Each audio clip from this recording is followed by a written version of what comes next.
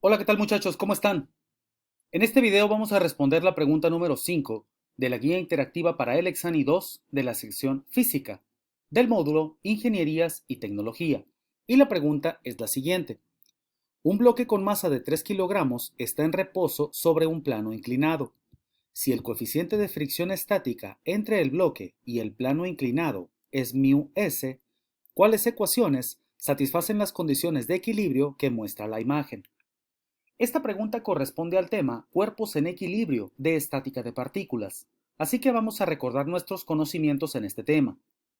El ejercicio es muy interesante, ya que el cuerpo en equilibrio reposa sobre un plano inclinado, y a pesar que solo nos piden plantear las ecuaciones necesarias que satisfagan las condiciones de equilibrio mencionadas, se requiere hacer el análisis completo para determinarlas. Para ello, se presenta un esquema donde se indican a través de líneas las diferentes fuerzas que intervienen en la estructura de la caja y la mantienen en una posición estática o de reposo.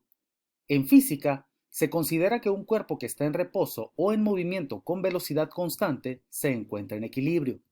Partiendo de eso, realizaremos el diagrama de cuerpo libre, el cual es la representación en un plano cartesiano de todas las fuerzas que interactúan en el fenómeno.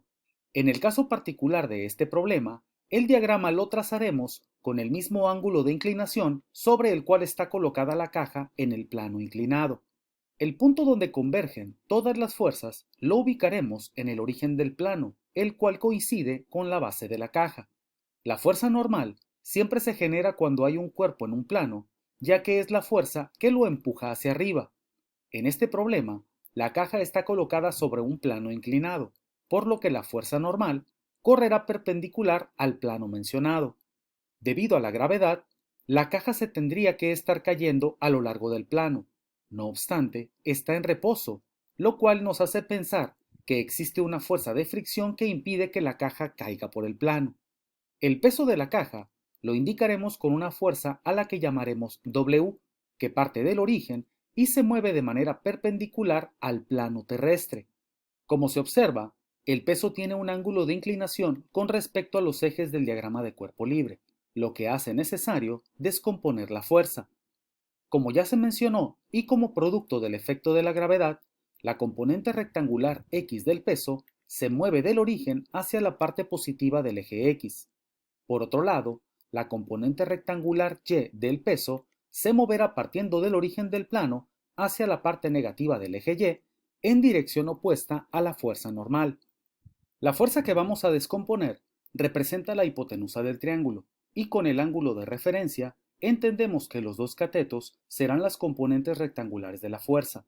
El cateto opuesto al ángulo representa la componente inclinada X de la fuerza, y el cateto adyacente al ángulo representa la componente inclinada Y de la misma. La función seno de un ángulo está dada por la división del cateto opuesto entre la hipotenusa. Si sustituimos la fuerza y la componente rectangular correspondiente en esta relación y despejamos x, habremos determinado que para calcular el valor de la componente x hay que multiplicar la magnitud de la fuerza por el seno del ángulo. La función coseno está dada por la división del cateto adyacente entre la hipotenusa. Si sustituimos la fuerza y la componente rectangular correspondiente en esta relación y despejamos y, habremos determinado que para calcular el valor de la componente y hay que multiplicar la magnitud de la fuerza por el coseno del ángulo. Con el análisis anterior, determinamos las ecuaciones que nos permitirán calcular las componentes rectangulares de una fuerza cualquiera. La magnitud de la fuerza llamada peso que necesitamos descomponer se puede calcular multiplicando la masa del objeto por el efecto de la gravedad. Podemos sustituir este valor para encontrar ambas componentes rectangulares.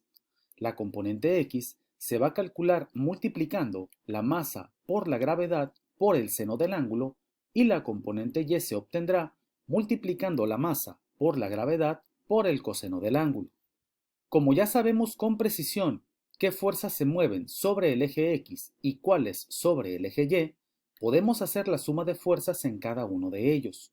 Como la caja está estática, se considera en equilibrio, por lo cual la suma de fuerzas en ambos ejes debe ser igual a cero. Empezaremos con la suma de fuerzas en el eje X. Sobre este eje se mueven dos fuerzas, la componente X del peso que se mueve del centro hacia la parte positiva del eje y la fuerza de fricción Fs que se mueve del centro hacia la parte negativa del mismo. El resultado de la suma de fuerzas es igual a cero. La ecuación se puede escribir así: masa por gravedad por el seno del ángulo menos el producto del coeficiente de fricción μs por la fuerza normal igual a cero. Para la suma de fuerzas en el eje Y, también tenemos dos fuerzas que se mueven a lo largo de este. La fuerza normal que se mueve del centro hacia la parte positiva del eje Y la componente Y del peso, la cual se mueve del centro hacia la parte negativa del mismo. El resultado de la suma de fuerzas es igual a cero. La ecuación para la suma de fuerzas en el eje Y se puede escribir como fuerza normal Fn menos masa por gravedad por el coseno del ángulo igual a cero. Así hemos encontrado las ecuaciones que satisfacen las condiciones de equilibrio del diagrama y con ellas la respuesta de la pregunta, la cual está en el inciso A.